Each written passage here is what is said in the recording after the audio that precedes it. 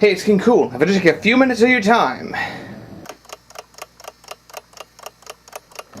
Hey everyone, this is King Kool, and I have a new show for you because I believe that movie reviews go on too long. So I've started minute reviews with me, King Kool.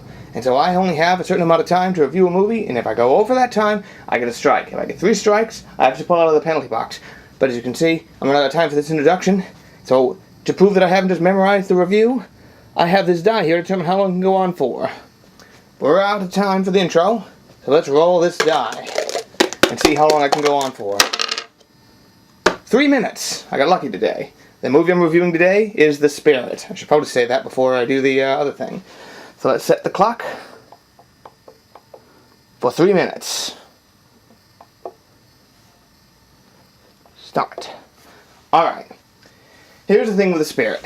Like, remember Sin City? How it's all black and white and ultra, like, dark and noirish and all sorts of stuff, and it's like a comic book pumped up on steroids. It's just so wonderfully decadent.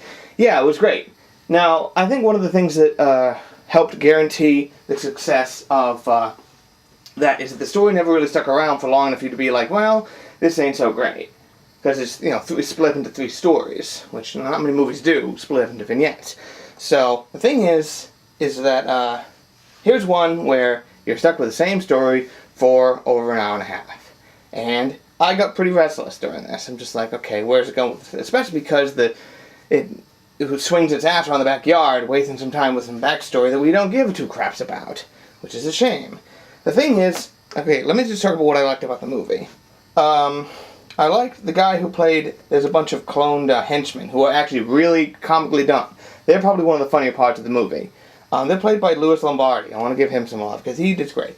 And obviously Sam Jackson is great and everything, and he's having so much fun as the octopus, the villain in this.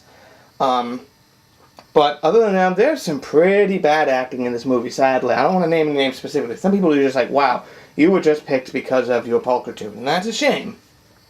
Something else I liked about this movie, Eva Mendes's ass. That is top shelf right there. So, its inclusion can only be seen as a bit of good taste from the director. But honestly, like, this doesn't make a whole lot of sense. It's, at least, it's just, the guy, the octopus, the villain, wants to become immortal, and thus so he can take over the world. But it's like, what, you just take over the world? They give you the world once you become immortal? Oh, you're gonna live forever? Here's the world. It's like, no, I could just easily imagine a movie about a guy who's lived for 700 years attempting to take over the world, but has never been able to get anywhere, so he's had to keep menial jobs and, doing all this stuff for eternity. That would be pretty funny. I could almost picture an airplane-like spoof of a hyper-grungy movie like Sin City.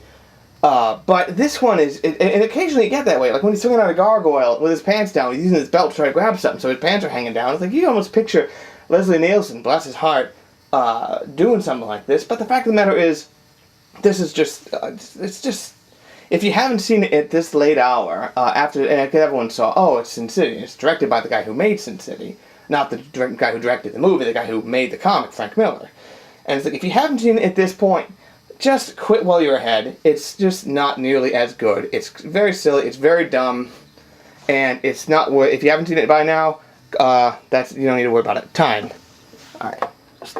With 1 second left, I need to have something better to put this thing up on because that's not gonna fall. All right. So no strikes for me today.